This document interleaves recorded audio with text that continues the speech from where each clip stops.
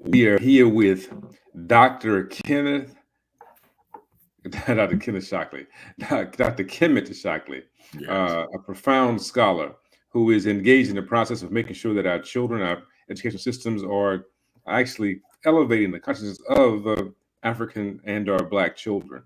And so we're honored to have him. He's at the University of Houston doing great work. He's all over the world doing work. I came in contact with him physically when we worked at Howard University together. Dr. Shockley, welcome to the Pan-African Leadership Conference. It's an honor to be here, Dr. Washington. Thank you so much for inviting me. And whenever we're doing Pan-African work, we're doing the real work that our predecessors like John Henrik Clark and Asa Hilliard wanted us to do. So this is important work, and I'm very, very pleased to have been invited onto your platform. Amen. Thank you for accepting. This is the brain child of Daniel Mabonu. The Pan-African Leadership Conference is where we come together. We bring African minds together to look to solve African issues on a Pan-African level. So, Dr. Shockley, talk to us about the work that you've been doing. You are a scholar. You talk about academics and children knowing who they are in the context of education. Talk about the work that you're doing, what you're doing now, and your past research. Sure. So for the past, I would say maybe 17 to 18 years, I have been focused on trying to figure out ways to help our young people and help the people that work with, such as school leaders, and teach our young people to deal with the consciousness manipulation that we are currently experiencing. So we're currently in a situation where we have replaced our natural African way of thinking, our natural selves, with a foreign and alienating self. And so for 18 or 19 years now, my work has been researching the people who are trying to make a difference for our young people by bringing an African consciousness and moving our young people into an African paradigm from the foreign and alienating Eurocentric paradigm into a healthier place in their thinking. So many of the people who are in leadership in this work are about correcting history and trying to heal our people from the devastating effects of what Maremba Ani calls the Ma'afa, the period of complete and total destruction, which we are currently still in. So we're still in a major war that was waged against us, this particular version of that war starting in around the 1500s with the enslavement of our ancestors. So the work that I'm doing is just, first of all, charting what it is that our folks are doing who are engaged in African centered education, which again is an important healing mechanism for us. The other thing that I've been doing is figuring out ways to capture some of this work on film. So I started off a couple of years ago with one of my doctoral students, Kofi Laniles, creating a documentary on the Maroons. So we did a documentary that went all around the world and went to various film festivals. It had rave reviews at the film festivals, talking about the Maroon. I mean, and one of my mentors before he passed away was Asa Hilliard. He wrote this book, The Maroon Within Us, and we were inspired to create this documentary to really look at what that means to have a maroon within you. It means to have that, as they say in the place where we did the documentary, it's Colombia, South America, that luchador, which is a Spanish word that means that fighter, to have that fighter within us. And so we wanted to document what they were doing at the school there and what they were doing in their society. We've published several articles from that work. And so I'm now working on a second documentary. It is called Cultural War, Focus on Black Youth. So what I'm looking at in that documentary is the war that has been waged against our people and our youth, and trying to supply some solutions and some things that parents can think about and community members should be thinking about to make things better for our young people. If people are interested in that, they can go to culturalwarfilm.com.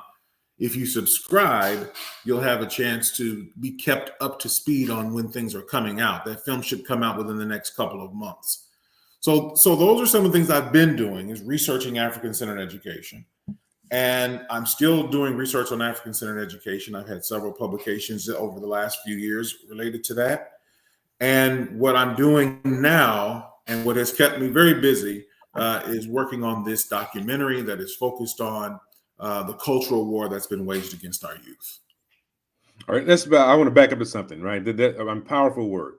You started off by talking about consciousness manipulation, right? So, and indeed, we both have been shaped by various thinkers, and Dr. Asa Hilliard was one of course, my jegnas or mentors that shaped my thinking about how we do this work. And the maroon within us is indeed a powerful book. Let's go back to consciousness manipulation, because he talked about this as well, about how we the issue of education and how we are miseducated. And so talk about this. What do you mean when you say consciousness manipulation? Mm-hmm. That actually what is happening is that the consciousness of if you think of consciousness in the sense of being the difference between being asleep and being awoke, when you're either partly or fully conscious or not fully conscious. What is happening is that our young people are being trained in such a way that they stay unconscious as it relates to what they should be doing, so that we can move ourselves forward along our own historical trajectory. So what we're doing currently is operating inside of the historical trajectory of a different group of people, namely Europeans. So we're on a white supremacist, Eurocentric historical trajectory, which represents for us being asleep or unconscious to our own historical trajectory. Almost the same as if somebody were to come into your house and just take away from your mind, your consciousness, your understanding, your being, all of the things that are important for you to do, and instead get you to begin thinking about and only doing the things that they want you to do for them.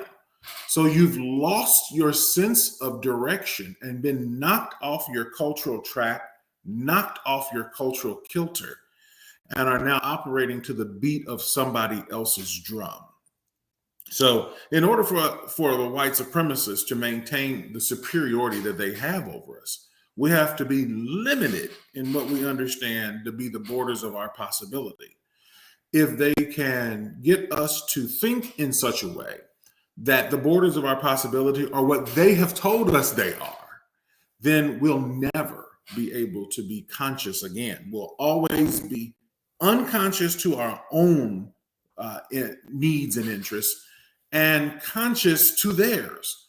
So they control the historical narrative, which is impacting our consciousness. And so what the Afrocentric education scholars and leaders and practitioners are trying to do is to regain control of the historical narrative. And psychologists such as yourself and Amos Wilson and you name the pantheon of great psychologists, Asa Hilliard, it's hard, Francis Welsing as a psychiatrist, my mentor, Dr. Patricia Newton. What they have been trying to do is what all of us in education and psychology, et cetera, is to get us to become conscious and wake up from the deep sleep that we're in as a result of what has happened to us during the Maafa. So this idea of waking up, right, being woke, and I think that your work is doing that, right? It is part of the awakening. People often talk about the term stay woke, and woke is a past participle in the present about the future, which is so heavy. It speaks to the African worldview that I can speak about the past in the present about things that are forthcoming. And so so this idea of wokeness is important, is imperative, and that our being sleep to who we are benefits the oppressor more so than it benefits us, and as a result, then we serve others. A powerful piece, and you said that we must change our historical trajectory by changing the understanding of who we are. The work that you're doing, go ahead, comment on that. You want to comment on that? I'm gonna back off. Well, basically, I was just saying that's correct. Okay. Yeah, that's the goal of the work. Really, is to get us to a place where we're understanding the importance of cultural sovereignty and sovereignty in our thinking. Was really the Maroon example. There's a great piece that's written by a guy named Uhuru Hotep. It's called the Maroon. It's called Understanding. So Hilliard's book is talking about this notion that the first place that we must be free is in the mind. And I agree with the psychologists, the Black psychologists, when they say that. And I've spent a lot of time around Black psychologists, listening to them and being mentored by them, including Naeem Akbar when I was young. And so I was able to take in a lot of information about the first step of our freedom coming from that mental place, that getting free first psychologically. So what I think has been important in the work that I've done is to try to bring some of those teachings and some of those understandings to the field of education, where it is largely rejected.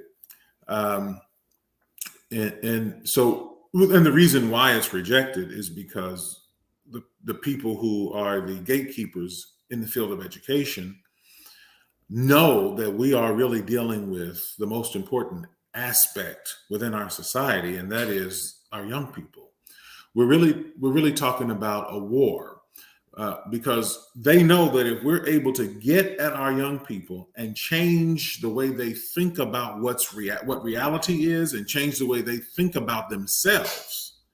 Again, if we can enlarge the borders of who they think they are, they know that they will lose. Not only will they lose in the U.S. school system, they will lose this entire war. If we're able to get our young people where we want them, the game is over. So what they do is they work very hard to distract us from that by funding only those things that will distract us into thinking we're doing the work, like doing a bunch of race work, as opposed to building the culture work that we should be building.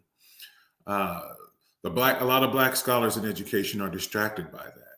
Another thing that they are doing is making sure that African centered education and anything close to being like it are kept on the margins. When they saw critical race theorists beginning to talk more about culture, that's when you started to see them attacking critical race theory, which is really they're upset about critical race theory because they know that's the piece that's about correcting our history and giving us a chance to heal. So as it is currently thought of in critical race theory, it has not really been situated in such a way that we can use it to heal, but it was kind of headed in that direction. Some of the scholars having been trained and been steeped in African-centered thinking, like Gloria Ladson Billings, who really kind of came from the African-centered camp. They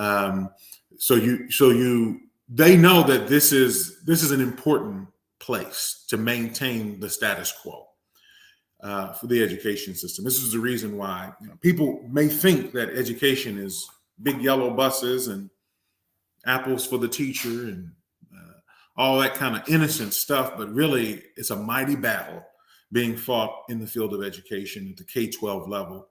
And we need as much attention as we can get to be placed on what's happening within the schools, because that's where our future is. Even if grandma and grandpa never knew who Imhotep was, they never knew who Zoser was, they never knew anything about Hatshepsut, they never knew Queen Nzinga, they never knew Prempeh, they never knew these things. We're learning those things, and we're trying to pass those things to our young people, and it will be over their dead bodies. They do not want it done. The basis of all knowledge is self-knowledge. That's what they said in ancient Kemet or Egypt. And so what you're talking about here is self-knowledge. We're here with Dr. Kmt Shockley, professor around the issue of education, educating our children, and we're talking about the war, the war of for the minds of Black people, and we understand the importance and relevance of education. The word education comes from a Latin word educe, which means to bring out that which is already there. And so, what we talk about then is what happens to a population when they begin to have the borders of their identity limited by their oppressor. And so they begin to serve the oppressor. And I think Minister Farrakhan talks about prescribing the parameters of your existence, right?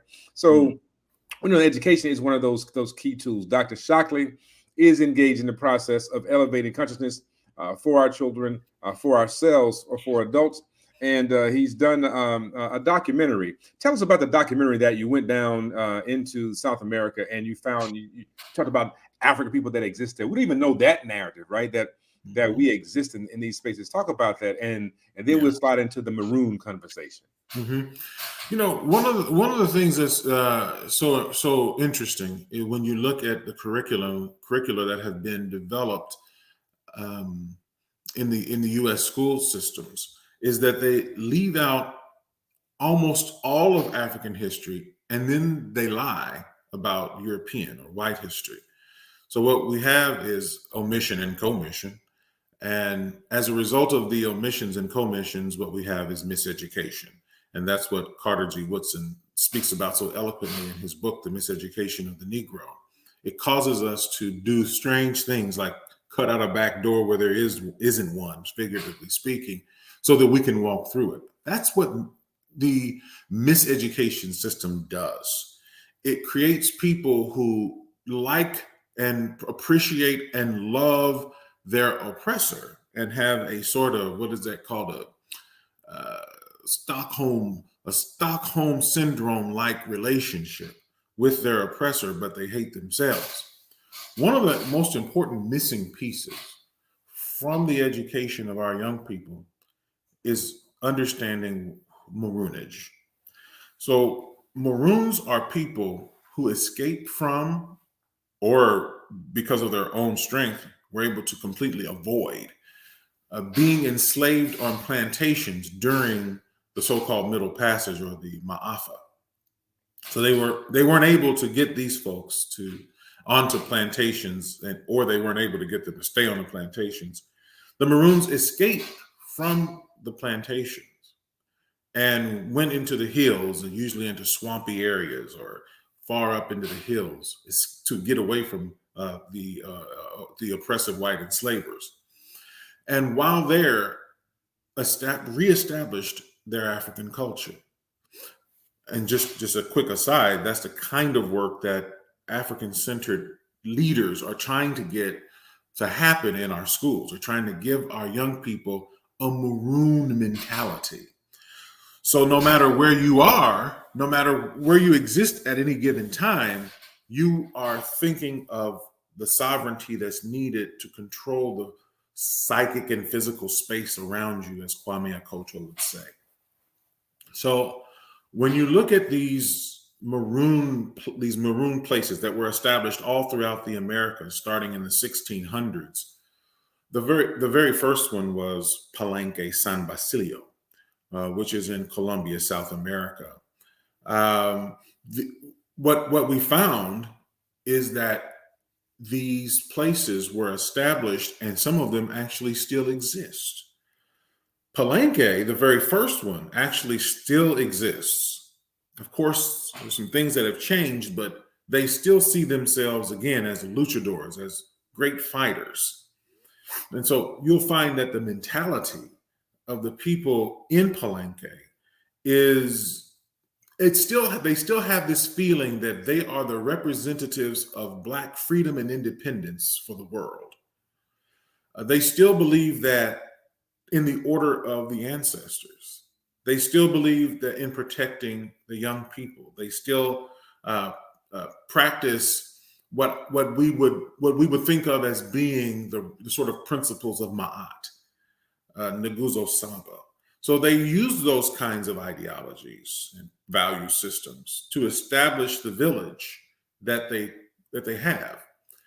And they still operate in a way that is like that. One of the reasons they've been able to do that is because for about 200 years, they didn't allow anybody from the outside to come into the village. And then maybe about 60 years ago, they started allowing people to come into the village, which is how we gained access. My former graduate student's wife is from Colombia, and that helped us gain some access into that village. But what they're trying to do in the village, now that they've opened up their doors, is to maintain that which they've had for so long. And one of the unfortunate things that has happened in that village, and this is after, we did our documentary on them, is that they've allowed too many Europeans to come into the village, and they've now built a cell phone tower in that village. They are also actively trying to recruit one of the great. There's a music form that was created that the Palenque people created called rap folklore Palenque, taking after the rap that was established here in the United States by Black people here. Rap folklore Palenque is a very positive form of rap. They talk about the village. They talk about the things that are happening with their people there. And they just tell stories about life as a Palenquero, as they call them. The Europeans are trying to recruit the lead rap folklore Palenque musician. And I spoke to him about this, and that, you're going to start to see them trying to throw money his direction, and doing things that I know where they're leading, but because they're in that village and have been protected from white supremacy in many ways for so long, they don't understand the vicissitudes of white supremacy.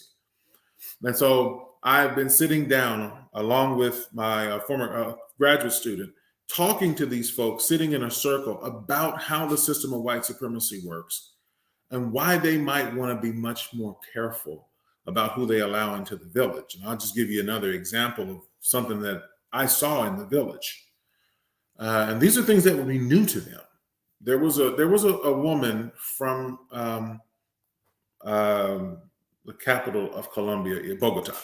She was from Bogota, a white woman who was in the village smoking a cigarette. People don't smoke cigarettes in that village, but they were curious about this cigarette that she was smoking. The thing that this woman was doing was what we would recognize as being trying to mac in the village with the Palenqueros.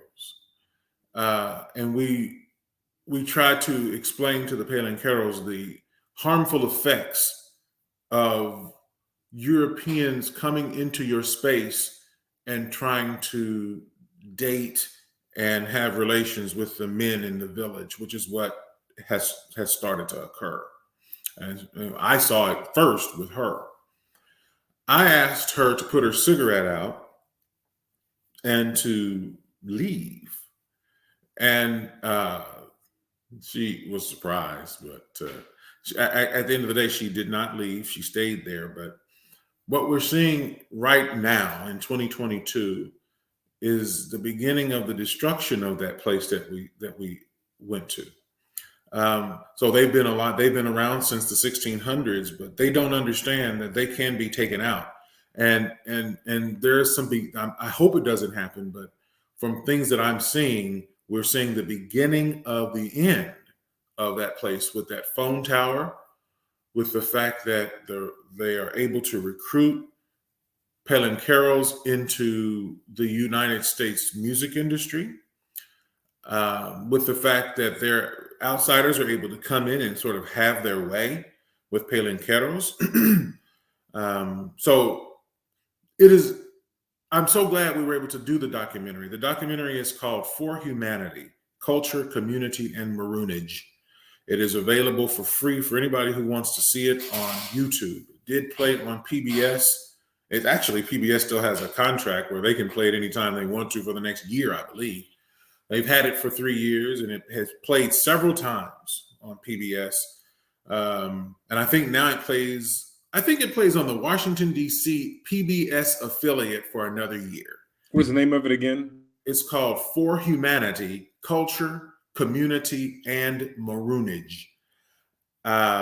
So if you see that video, if we were to do another documentary on the Paling Carols in a couple of years, I would imagine things would look different. So one of the last thing I'll say about that particular part of it is that one of the things that has started to happen since the Europeans started coming into the village is conflict between the elders in the village and the young people in the village. Sounds familiar. Sort of a divide and conquer, sort of a Willie Lynch kind of behavior. That wasn't happening before.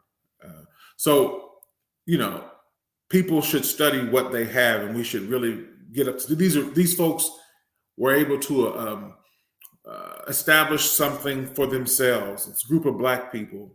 They haven't had a crime in that village since the 1980s.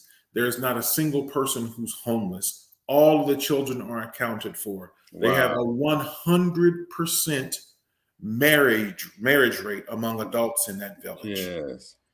And that's an all Black place under attack.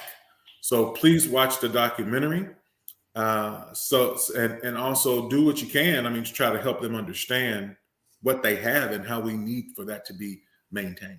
Wow. So you talk about, you mentioned under attack, and you allude to warfare. One strategy of warfare for African people was to escape the oppressor and what became known as the Maroons, right? And we know that there's a Spanish take on the word cimarron, which meant runaway horse. And so we talk about the Maroon concept. So go back to that, because that's where you were earlier. Your second point was about the Maroon and the Maroon within, and so on. And you're talking about, again, warfare. So we're going to slide from this Maroon, this strategy of war, and to talk about that and what does that mean to be a Maroon. And then let's talk more about the strategies of war and what can we do as educators, as parents, to engage in this war actively and not be passive. So let's talk about the Maroon first up. So tell us, what do you mean when you say the Maroon of the Ma'afa? Mm-hmm.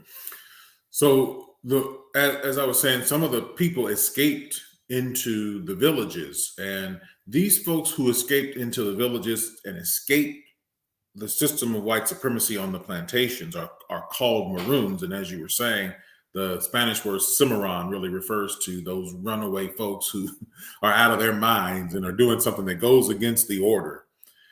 And so the Maroon is actually, those are the African people. You can look at the most famous Maroon, if you will, is Nanny of the Maroons, the Maroon leadership in Jamaica. But these are people who just would not accept enslavement. So they did a number of different things to make sure that they would not be re-enslaved. One, they camouflaged themselves. The Maroons were extraordinary warriors. So they were some of the first people to actually camouflage themselves. Like, for example, they would put a bush over their body. They would dress inside of a tree, for example, and then place themselves strategically within the bush. And when the Europeans would come in to try to re-enslave them, which happened all the time, they would pop out of the bush and kill the Europeans. So they had strategies such as hiding under the water. So they don't forget, they usually escaped to swampy areas. So you'd be in the water. Imagine the danger the Maroons would be in, hiding underneath the swampy water with the alligators.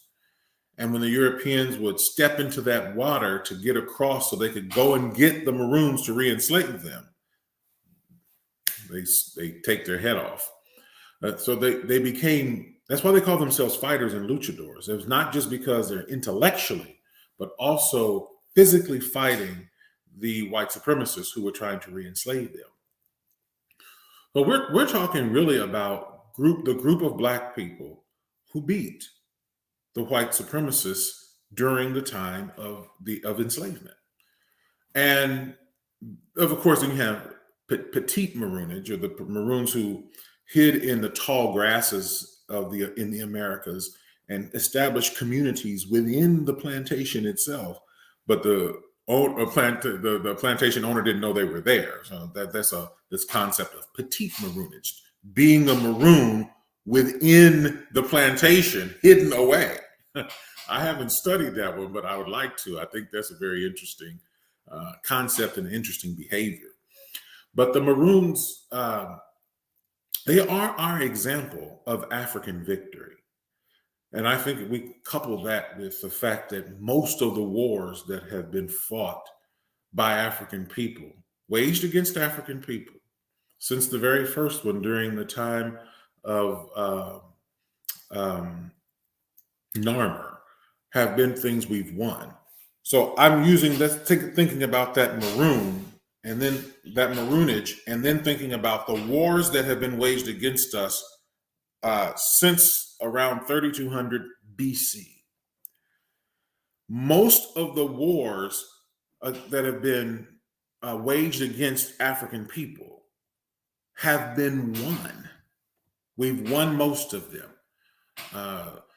Most of them have included things like the Europeans and Asians coming into Kemet to try to enslave the people and losing those battles. And so I think our young people need to know about that. The Asians in 3000 BC, the people of Kemet versus the Europeans in 2000 BC. And you can find a bust of that in the British Museum, the example of that war. Dr. Chancellor Williams talks about these wars that we were engaged in his book, The Destruction of Black Civilization. And Dr. Yosef Ben Yakinen talks about it in his book, The Black Man of the Nile and His Family. The fourth war episode, the people of Kemet versus Europeans in 1100 BC, winning that war with the help of mighty King Ramesses. And then finally, in around 990 BC, when the Arabs and the Europeans got together, was the first war that we lost. So I like to point out to our young people that the Maroons are not the only victorious African people in history, that most of the battles that have been waged against us, if you look at a timeline, have actually been won. So from 990 BC to 2022, we've really kind of been on the other side and more on the losing side. And with the particular war that started in the 1500s, when the Europeans came to enslave us, we're still inside of that war. So that hasn't been won or lost yet.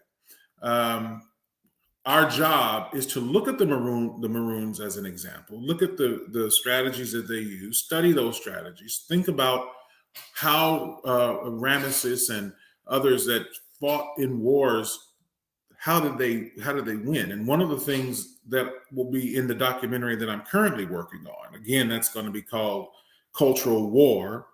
And again, culturalwarfilm.com. If you subscribe, we're going to talk about things like this and also talk about the war that's being waged on Black teachers so that they won't know these things. And then if they don't know them, then they can't teach them. This is we're at a critical moment here. We're really in a moment where the system of white supremacy was able to see the gains that were being made in African-centered education and in trying to make a difference for our young people, and they wanted to step in. They don't care about critical race theory. It's not about critical race theory. Critical race theory isn't the issue. The issue really is the gains that we've been making in the African-centered community, which really have to do with bringing African history to the schools. Now, they don't let those of us who are actually named African-centered researchers do any of that. Instead, what happens is over time, when the Black community is ignoring the African-centered people, then eventually they start to listen to the African-centered people. So people who are a little bit less qualified get opportunities to do professional developments with our teachers, make all kinds of money doing it. And I'm just telling you how it goes. So then they come in and they bring less considered focus to the kids. Okay. etc. But yeah, okay, you don't want to go there. We'll go there. Well, I'm no, just telling you how it goes. you speaking the truth there, right? The idea that I often wanted that same thing, right? Who gets to go into these spaces and make these conversations happen, and they make a lot of money because they have the very soft conversations, right? The one that they can tolerate. And this is also the understanding that of a strategy of war. And I think that if we don't understand that we're at war, and the Nation of Islam reminds us about this language of our open enemy, if we don't understand that we're at war for something, we will be destroyed every single time. People will come and they will listen to discussions of sensationalism. They will listen to discussions about financial development and listen to discussions about sex and relationships, but they won't listen to this kind of conversation. This conversation, where it says that, listen, if you understand what's on your mind, it can begin to redirect your entire behind. That's why Parliament Funkadelic says, free your mind and your behind will follow. That and Dr. and Jan Van Zan says that wherever you find your behind, your mind led you there.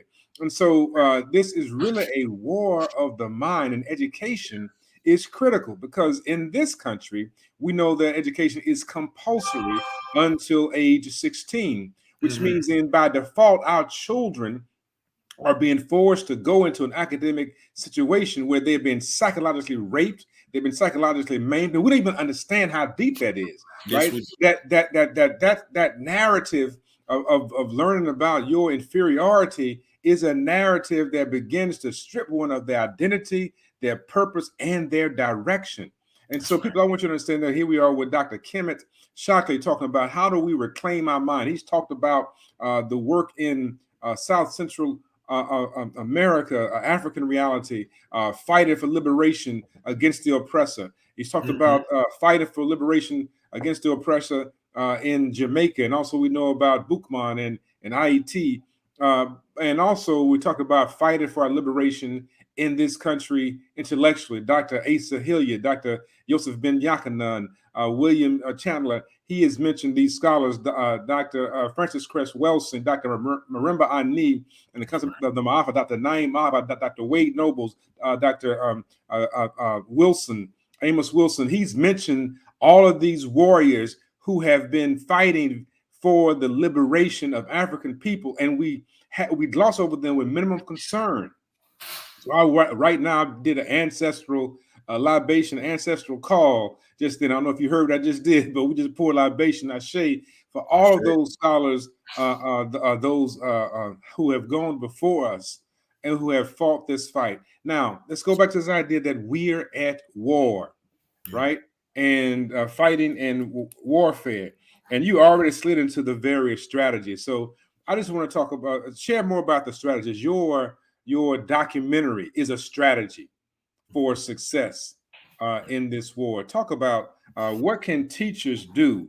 What can parents do to help us win the war of the mind?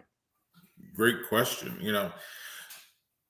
One of the things that is hard to deal with is the fact that the story of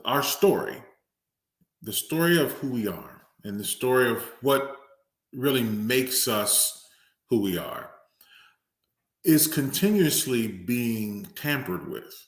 So a lot of us now think, and I'm finding this out when I talk to organizations and groups, that many people think that our story is the imposition story. So the achievement gap.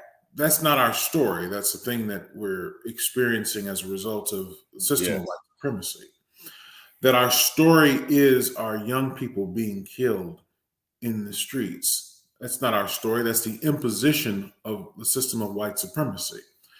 That what happened with Sandra Bland is our story. It's not our story. It's somebody else's doings, and it's causing us to have to respond and deal with it. But our actual story, just the same as a gazelle's story is not the imposition of the lion eating the gazelle.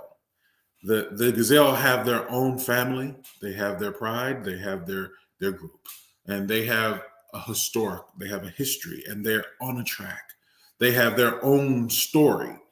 So trying to move the imposition story out of the way and put into place our actual cultural and historical story is actually much harder than one would think. Because a lot of people think that, a lot of people are thinking that the distractions actually that are being waged against us, if you will, are the Black story. So when you start to replace, and you have to do this with a lot of care because and you have to do it strategically. So we talked about the strategies of the Maroon people in fighting in battle. Well, this particular battle of trying to get the information to our young people, it has to be done in a very with craft, and it has to be done with skill, because inside of folks is a lot of soreness. They're not sure, they don't know that the soreness is coming from being a victim in the system of white supremacy. They're just angry. 2 days ago, I think it was Thursday, I was talking to a group of Black 20-somethings who, some of them had just graduated from high school, but they were all in college. And I asked them to tell me stories about things that they experienced when they were in school. There were about 15 of them. All of them said things that I think a psychologist would have labeled as psychological trauma. But if you look at them, they don't necessarily look like they're in trauma. But when you start to talk to them, they sound like they're in trauma. So one of the things that our parents can do is to really make sure they're listening to our young people, that they are paying attention to the way that the school system treats them. One of the people that'll be in the documentary is going to be a young man who, when I was recording him in the documentary, his father was in the room, but his father didn't know what his son was going through in the school. His son was actually just being mistreated and mishandled in the school. People said he's on the baseball team, and his teammates call him nigger all the time. And when he goes up to bat, the guy behind the plate, sorry, I don't know baseball, former football player here, but the guy was saying something nig, like nig, and being taunted. He tells a story about being taunted in the school. I have a young person in the documentary who is going to be talking about a teacher hitting him in the head when nobody sees it. This is a thing that the teacher has been doing. The teacher's been hitting him. And the mom finally found out. And now actually that story may end up in the media because it's such the way that this teacher was treating this student. You have to hear the story in the documentary. It's unbelievable the way that the teacher was just getting joy from hitting the student in the head. I also have some other things in the documentary where we're talking about the teacher who was kicking a Black kindergarten student. His white teacher's kicking the student, and it's actually caught on tape. I have another one of a white teacher who makes a student pick feces out of a toilet to clean the toilet. That teacher actually ended up getting fired, but it wasn't easy. And then there's so many. There's a story of an 18-year-old who was at a school who ends up raping a young Black student who is special needs. He rapes him with a hanger, a coat hanger, and I'm trying to actually get them on the documentary to talk about what they're going through, because what happened there actually is that it went to trial. And this young man, this 18-year-old man actually, who did this, got off scot-free, no charges. And so our young people are actually in schools being traumatized. All of the young people that I spoke to for this documentary, from teenagers to kids in the school age kids, discuss the trauma they're actually experiencing in school, sometimes physical, sometimes mental, sometimes both. And I don't think we have a real good sense of what's going on with our young people in these schools. a resource officer choking. This is on tape. This one's on tape, just choking a young man and then using a taser on that kid. And you see the kid is just helpless, just being dragged around. And so I'm not sure that we understand that the school has become a battleground. It is a place where they're trying to put Black folks in their place, starting when they're young, so that when they're older, they'll know exactly how to behave. So what our community and our parents need to do is to get themselves, is to be a presence in the school. Because if you're not, things are going to happen to your child. I think that this is the reason that I've been compelled to create this documentary. The stories that I've been hearing as I go around the country, talking to different people about different things, and even trying to create this documentary, warrant that we have to be more involved in what's happening with our young people in the schools. They really are actually being traumatized in the schools. So I'm talking to the young people, but then I also the other day was, as I mentioned, was talking to a group of young 20s, 19-year-olds who just graduated, who are telling the stories about the trauma that they've experienced, and then talking about why they find themselves sometimes struggling in college. So this is a very serious situation, and I think that the way I'm trying to put the documentary together, I feel like I have to be responsible with this thing and really make sure that the Black community is made aware of what's happening to our young people in the schools. And also, I have people in the documentary talking about schools where such things would never happen. The schools where the kids are actually getting an African-centered education and where the students are protected. And just by way of example, one of the people who's in that documentary is Mwalimu Baruti. He talks about how the very first order of business in his school in Atlanta is the safety of the young people. And he explains how he keeps them safe. So this is the project that I'm working on, and also the things I think we should do to keep our young people safe from harm. Dr. Shockley, we've been getting comments from all over the world, from Guam. We had others as Canada. Paige Converse writes this, just as you mentioned Brother Baruti, which I thought was intriguing, as you mentioned him out of Georgia. She says, in Georgia, I saw a black boy forbidden to use the bathroom. He was suspended, and his mom brought him to get his homework. Can't use school facilities while you're suspended. This was 9 years ago. If I saw this now, I know I would stand for him. Bathrooms are for everyone. This is interesting how, again, the idea of war and anti-African thought and identity is prevalent. We have to understand that indeed the systems of oppression are through education. And Brother Baruti talks about how we have to control our own academic enterprise. And so we have, Kmt Shockley with Nation House up in Washington, D.C., and others that have advocated for this for years. Mwalimu Shuja talks about too much school and too little education. So this is very important. And again, school is compulsory.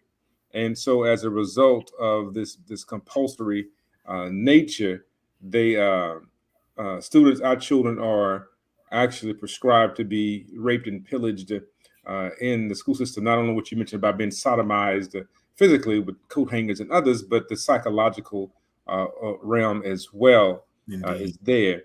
What can educators do? Let's think about this. We have about 2 or 3 minutes left in this conversation. What can educators do to make a difference? You're in education, and so am I. So what can we do? Well, I think one of the most important things that educators can do is to use African-centered methods and to become familiar with African-centered education. There are several books that have been written. I have one now called African-Centered Education Theory and Practice that I edited with Kofi Lamoti.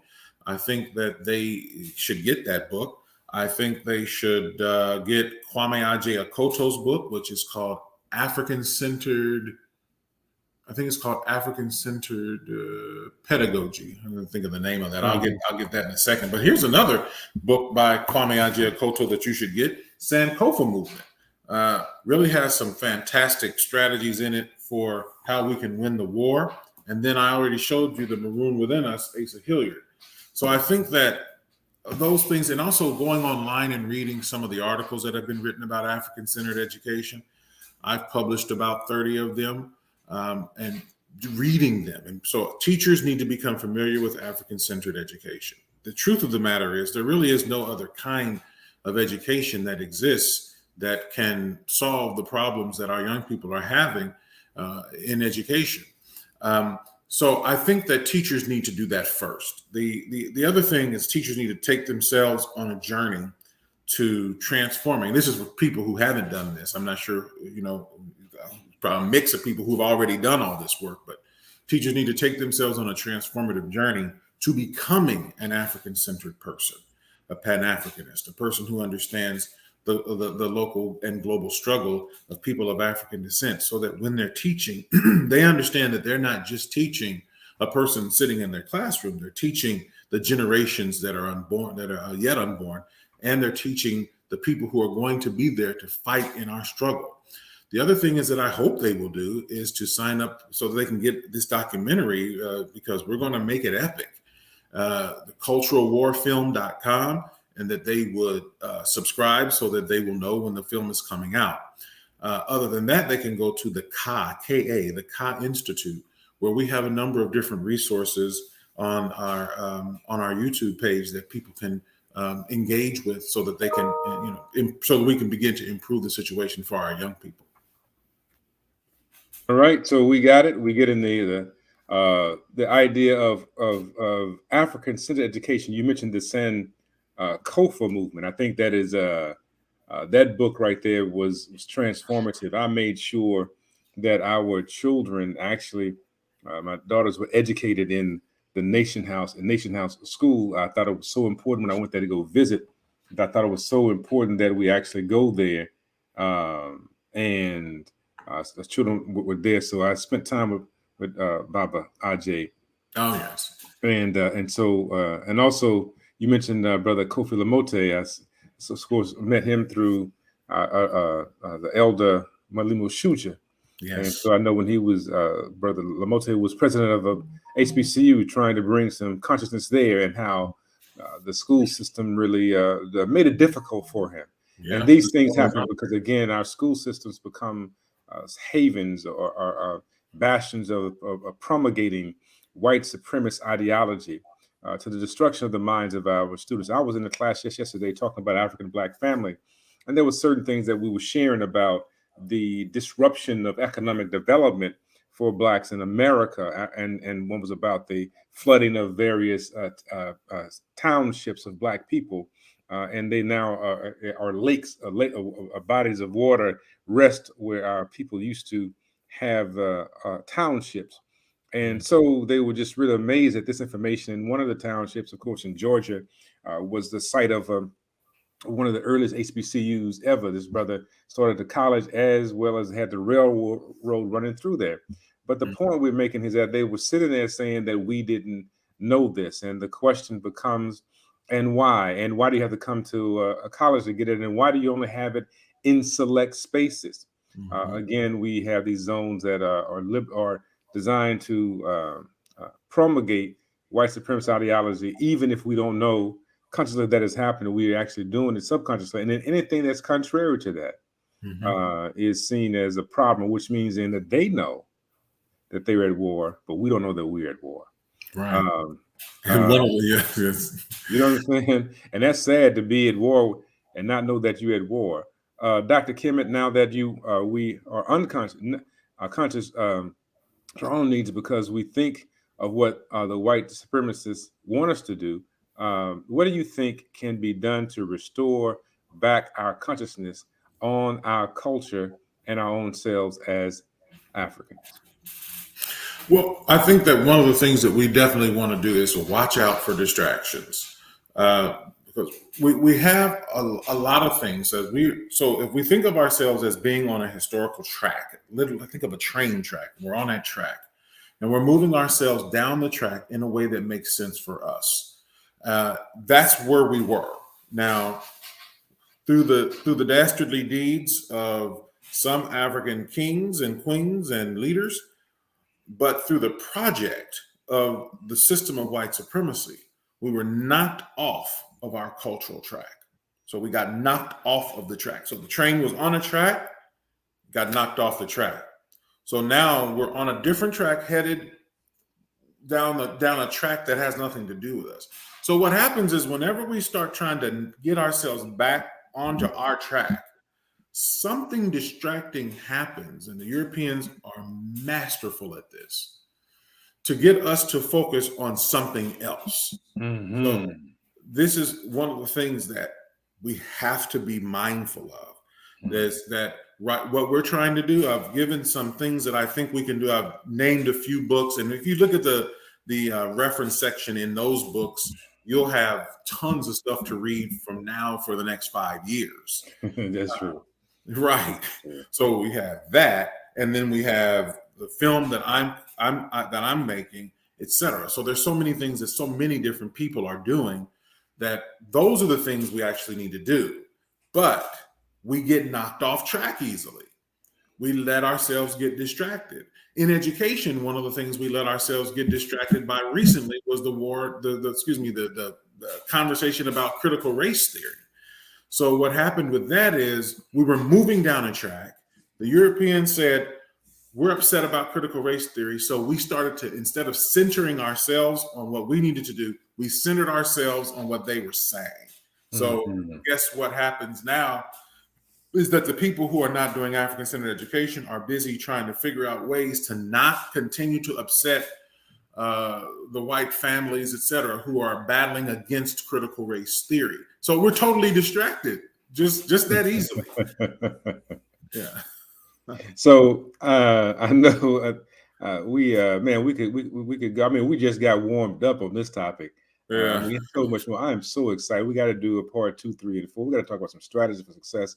Are there any closing thoughts that you want to leave people with right now as we get ready to move on? Yeah, I would just say in closing that I'm going to speak once more to the issue of the distractions, and that is that if it's not about nation building, it's not about anything. Dr. John Henry Clark is one who said that. So we have to keep our minds stayed on what we're trying to do. How many times a day do you think about So our ancestors, when they were on the slave ships coming to the United States, the main thing they wanted was to return home.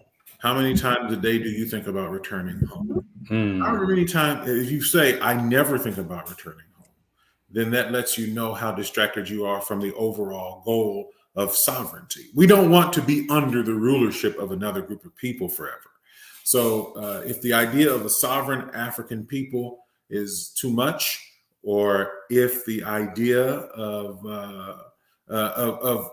returning home isn't something that you're interested in, then you need to do more study.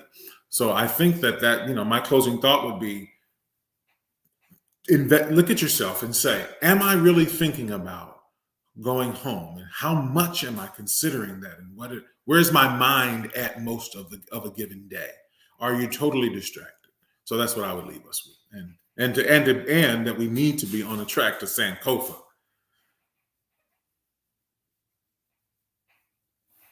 I'm trying to respond to someone, and you mentioned Sankofa. Paige asks about the book. I'm just posting that right now. The book is called The Sankofa Movement by Kwame Ajayi-Koto.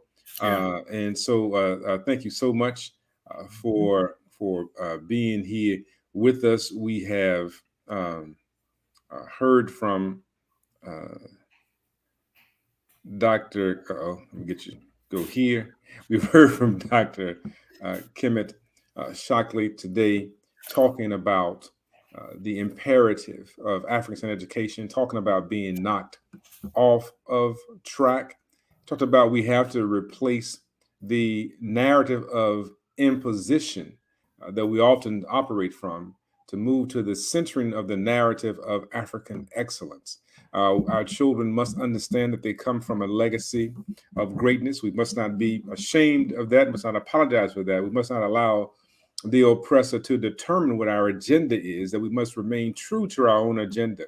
And we easily get knocked off. And so we just want to say thank you for being here with us on Pan-African Leadership Conference, and continue to join us, because we will continue to have these profound discussions of African consciousness. Be a Pan-Africanist, and then everything else around you will shift. Thank you. Asante sana.